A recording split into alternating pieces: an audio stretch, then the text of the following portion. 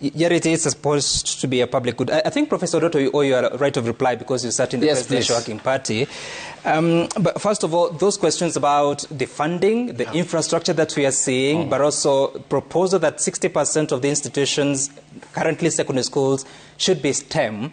How do you do that at a time that majority of teachers are actually not in the science areas?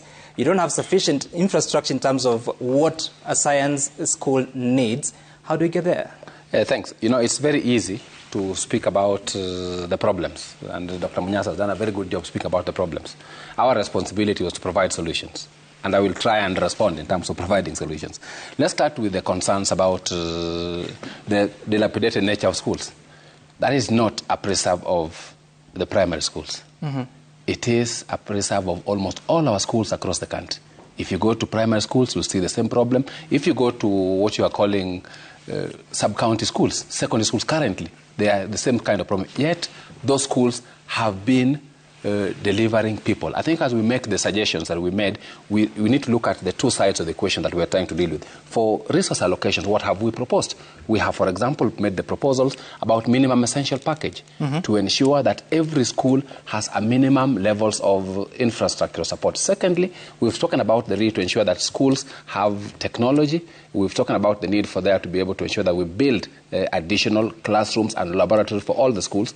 The idea about dealing with equity that Dr. Munyasa speaks about for the universities, but not for the primary level, that if we want to make education affordable, then the schools that are near my home must be as good as the schools that are far from me. That's the only way we'll ensure that Collins Odote does not have to go to Starehe for him to succeed. Because if he only must go to Starehe and Alliance, then we'll continue making education the preserve of the rich. It is the reason why, even in terms of funding, we have said much more resources. We need to reverse what's been the current practice. The current practice is the bulk of the resources have gone to national schools. We are making the point that the bulk of the resources must be reversed.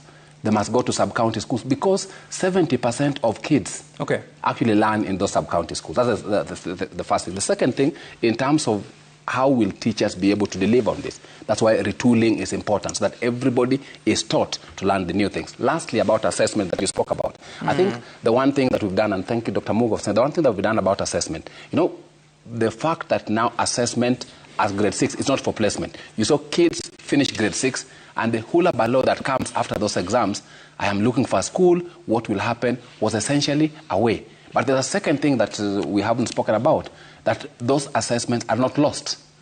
That the assessment that you have in grade 6 will eventually impact on what happens in grade 9.